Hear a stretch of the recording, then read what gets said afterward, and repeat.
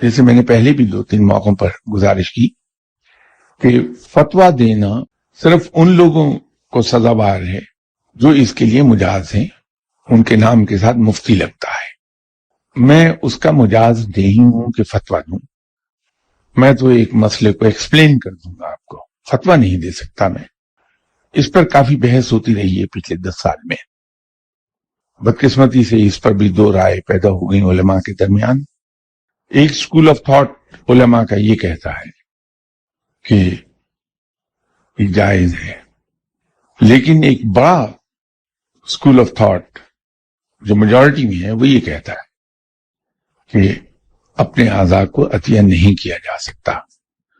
غالباً ان کے ذہن میں یہ فتویٰ دیتے وقت یہ ہوگا، غالباً کہہ رہا ہوں، یہ میرا گیس ہے، کہ چونکہ یہ بات ہم پر بڑی واضح کر دی گئی ہے کہ جسم ہمارے پاس اللہ کی امانت ہے، اور اس جسم کو تکلیف نہ دینے کے بارے میں ہمیں تلقین کی گئی ہے کہ ہم اپنے آپ کو ایذا نہ پہنچائیں۔ اگر ہم اپنا کوئی عضو عطیہ کر دیتے ہیں تو ہم اس امانت میں خیانت کر رہے ہوں گے۔